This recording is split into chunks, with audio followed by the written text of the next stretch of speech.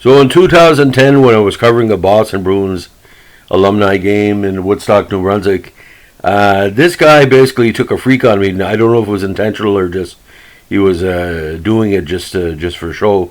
He started to freak out on me because I was wearing my hat backwards. He said, "Oh, that's kind of a gang thing." Well, anybody knows a photographer for print journalism, they will wear a hat on their head at a cold rink, but backwards, so there was to be no shade for their digital camera who were taking pictures. But from what he said to me, and he was pretty serious, and Stan Johnson turned to me and he said, "Well, sometimes he gets crazy." Well, I tend to agree. In this podcast, we'll talk about a little bit of his very, very strange ways at times. Even though he's a very talented player, sometimes he was quite volatile.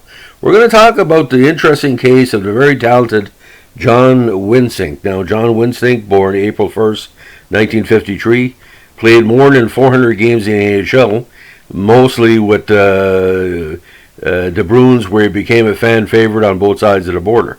Now, he grew up in Maxwell, Ontario, the son of Dutch immigrants, and ironically, he never played with Team Canada, but he represented the Dutch on their national hockey team for the '89 World Hockey Championships.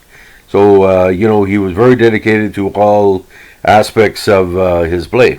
Now, he first came to major prominence with the Cornwall Royals of the QMJHL in 1971 to 73. Now, his totals back then were that of a defensive forward. His best campaign was 72 when he had 32 points in 60 games.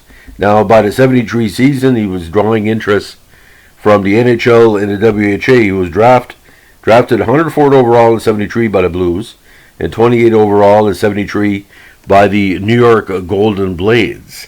Now, like I said, Wensink is best remembered for his time with the Bruins, where not say he was an enforcer, but he was a guy that was protecting the players. He could score, he could drop the gloves, but he wasn't there for the dirtiness of his play. But as good as the Broad Street Bullies was, when he arrived in 77, of course that was when Boston got back to the Stanley Cup Final. He never scored many goals, but he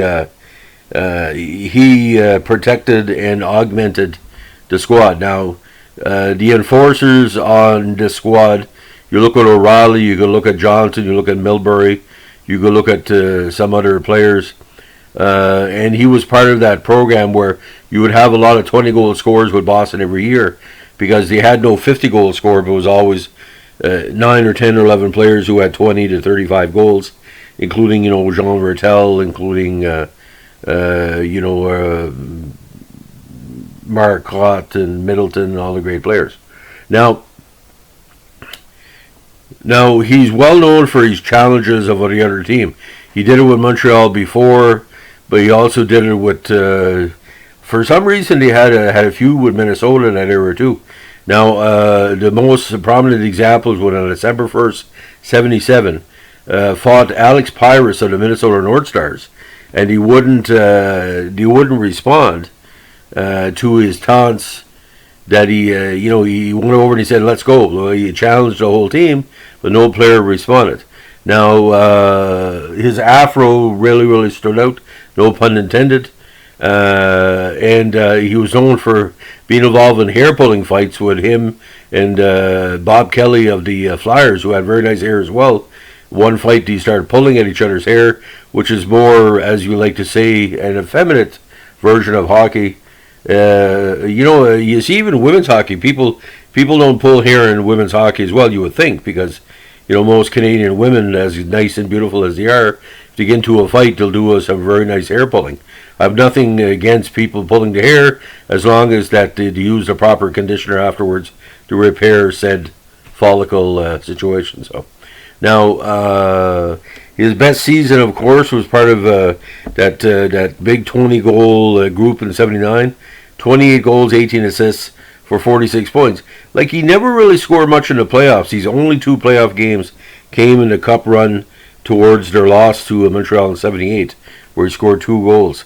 But he eventually moved on to, of all teams, the Quebec Nordiques, which is kind of a weird fit because Boston and Quebec had a big rivalry.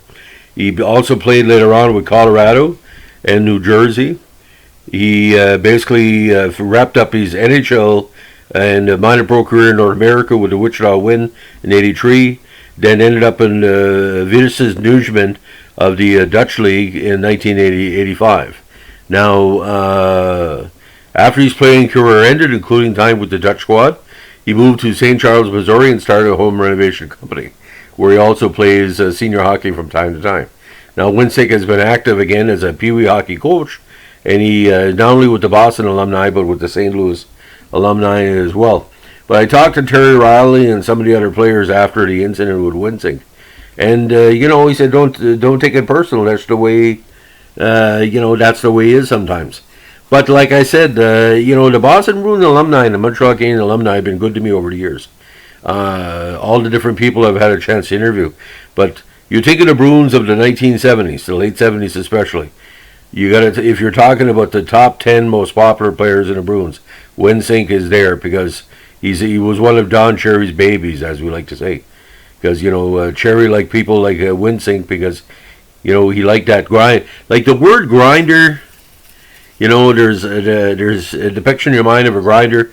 John Wensink would be that. So, but could he fight? Well, wasn't that good of a fighter, but he was more of a brawler. Especially in the Bouchard Johnson situation where, him and Lupien, I think, went at it, and that was pretty freaky. The Quebec announcers didn't like him either, though. The Quebec announcer called him a goon, but that's like calling a fat person overweight. We know he's a goon. What do you think he's there for? He's a good defensive player, but a goon in a way, a goon that could score. Not like the Hansons, but more like a poor man's Dave Schultz. Have a good day. Bye.